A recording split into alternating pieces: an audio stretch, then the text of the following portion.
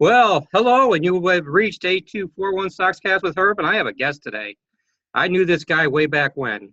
Yeah, you Elmira, did. New York, and we're watching the Elmira Jackals and Erie Bowl and all those fun times. But Man. Emerson Lotzia Jr. and Emerson, well, it's good to see you again. Dude, it's good to see a stranger. I remember it was when I was in Elmira when we knew each other.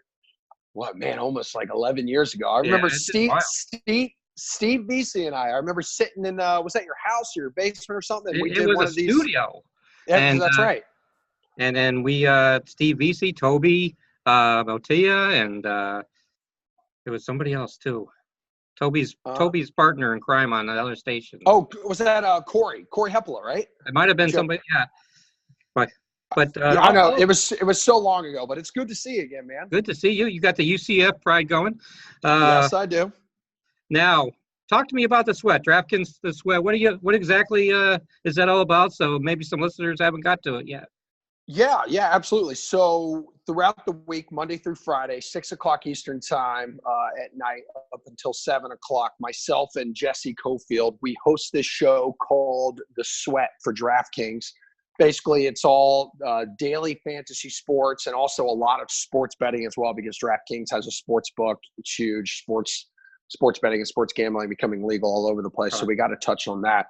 So whatever you can think of daily fantasy-wise, I mean, it's there. We broadcast on Twitter, on YouTube, on Facebook, on the DK Live app. It's absolutely enormous. I mean, we get millions and millions of views throughout the app and through our media partners like each month. So people are tuning in. We try to help them make money. We try to give them good advice when it comes to fantasy sports. So, please do tune in, each night, 6 to 7, man. And you have to watch his Victor Cruz video because that was hilarious. I love it. Dude, that was a lot of fun. So, we went to New Jersey about like a month or so ago and met up with Victor Cruz, and then we pranked a bunch of these DraftKings fans and Giants fans who thought they were sitting down for just a quick Q&A with him. And then, we kind of, the tides turned on them a little bit. Let's just say that. But hit up the DraftKings YouTube page and check that out. All right. It's 8241 Soxcast. And I have new viewers all the time. 8241 means Carl Yastrzemski, Dwight Evans, and Bernie Carbo. My all-time favorite Red Sox guys. So that's 8241. Everybody asks me all the time, what does that mean? But, okay. Emerson, I have you. Yeah. Sale. Do we re-sign him to an extension, or do we take care of Mookie and restructure JD? Gosh, this is a tough one. And I know Chris Sale, I know Dave Dombrowski came out. It was someone in the front office who came out. I think it was Werner actually who came out yesterday and said, "Hey, Chris Sale and I, and likely Chris Sale's agent, have been having talks. So, Chris Sale wants to be here." I don't know what you do here, Herb, because we all know that the kind of health issues that Chris Sale tends to have, like down the stretch. And like, I know he had that final out in the World Series, which was one of the, more memorable moments, I think, in all these World Series, championships the Red Sox won in recent memory. But, he wasn't really, missed a couple starts in the playoffs. We all know kind of how he is coming down the stretch in like September. You kind of got to rest him for a few weeks. And no, he's not. He's not. And, you still have David Price. I mean, who knows if, World Series hero here like David, or not David, with Eovaldi, Nathan Eovaldi, and see if he can continue to develop. I mean, who knows? But I think right now, you got to take care of like Mookie Betts and, Xander, I think a good year. Yeah. Because I believe it's a contract here for him as well. I would take care of him too. Exactly. Yeah. So, like a guy like Xander, who else is in a contract year that we have? Rick Porcello's in a contract year. And then Porcello's another one. Yes. Yeah. So, I mean, these are all three guys I think you can expect good seasons out of because, they're trying to make themselves, a boatload of money. Sure. But, it's really tough. I don't know if you give Sale like the David Price money just because of his age and some of the health issues. And what concerns me as well, and you can chime in on this. I don't know. I'm picking up the vibes that maybe Mookie doesn't want to be here long term, and it makes me a little nervous. What about you? I hear you on that one. I think that Mookie is going to be Mookie for the next 2 years.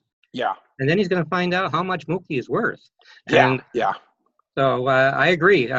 We might not be able to resign Mookie. So, maybe you start seeing what else is in the farm system and all that. But yeah, well, that's the thing. I mean, the farm system is not fantastic with the Red Sox right now. But not right now. But then I'm also look at the free agent market right now. I mean, you got guys like Bryce Harper and Manny Machado. I mean, both reportedly are very close to deals right now.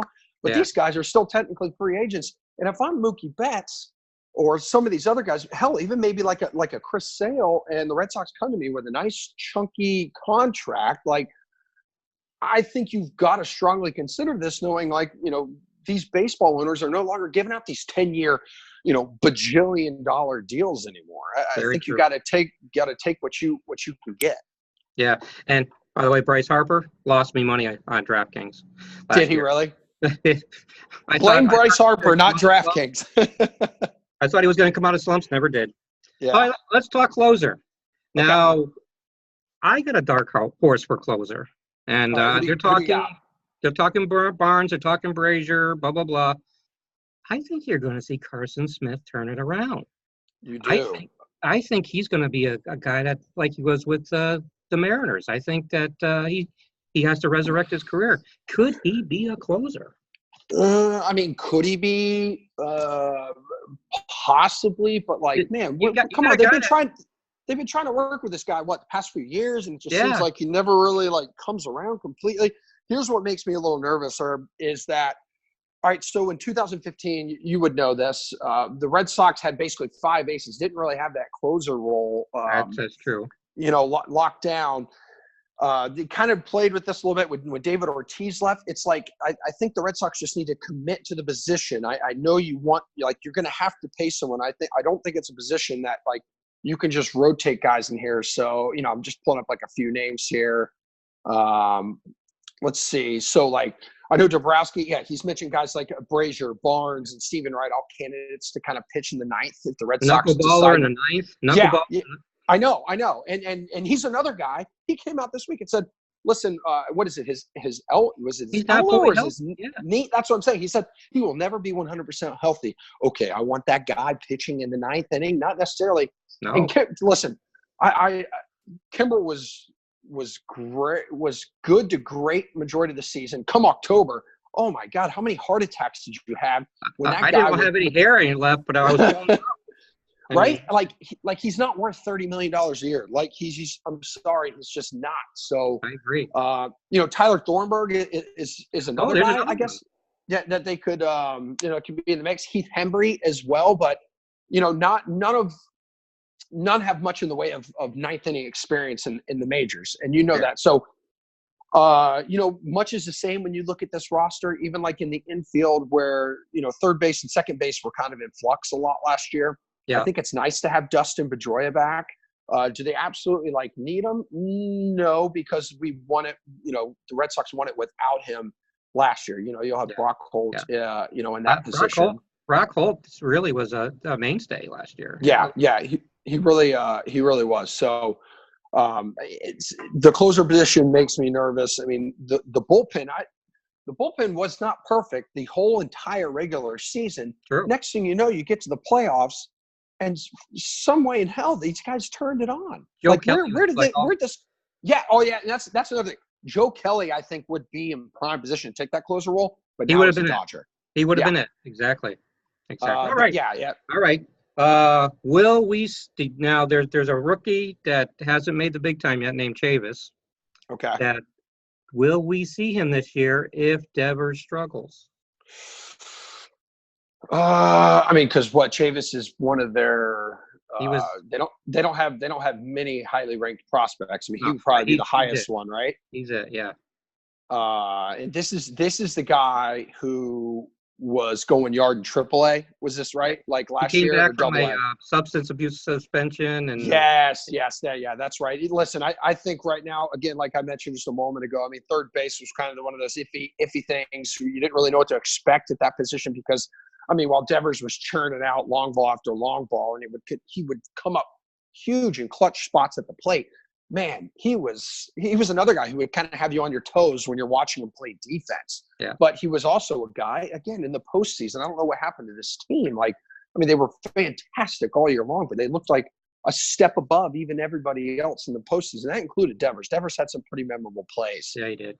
In the postseason. I think they're going to stick with him as long as possible, or unless he just becomes this train wreck dude, where it's just like he can't make a play at third that a middle schooler can make. So I think they're in for the long haul with him.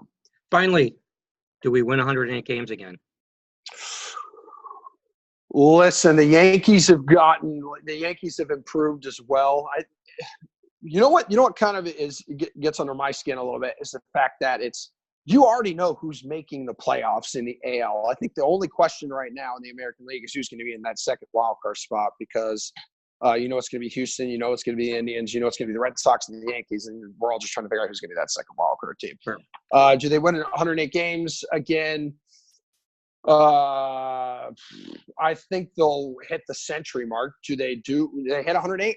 I don't know. It's really tough to repeat that kind of success. I mean, it was a historic season from top to bottom. Like, well, I hear saying that they're going to be better, and it's like, I hope so. Yeah, absolutely. I hope so, because I get to cover this team, like, living here in Boston, and you're a lifelong fan of the team. Like, it's fun.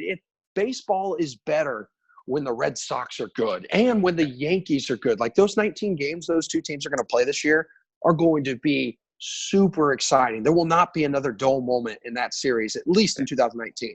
I will say to all the viewers that Emerson with the New England Sports Network and all that, he's actually walked on Fenway Park Field. It's incredible. Like, it's amazing. Yeah, when my wife and I moved here like 3+ years ago up from South Florida, I was like, man, I got to get on this field. And then Nessa started sending me there to do live hits and stuff before games and after games and stuff like that. I'm like, it's incredible. You think of the legends who have played on that field, Herb, and like, it's tough to like really soak in and wrap your mind around. Yeah. But when it tends to hit me more when I'm home later that night, and I'm like, damn, like, even though I've done that like a dozen times now, it never gets old. It never gets old when I'm in the stands drinking beers with my friends. Like, it just doesn't. It's incredible. True. Now, if we had filmed this later in the day, we'd both be drinking beer right now. But that's a fact. Next time. Thanks for being on, Emerson. I appreciate it. You're a busy man. Glad that you stopped in Soxcast. We'll do it again during the season. How's that? Yeah, I absolutely want to do it during the season. Let's do it like a month or two in, and kind of do that first couple month recap, bro. I really appreciate it. Thanks for being on. You're the man.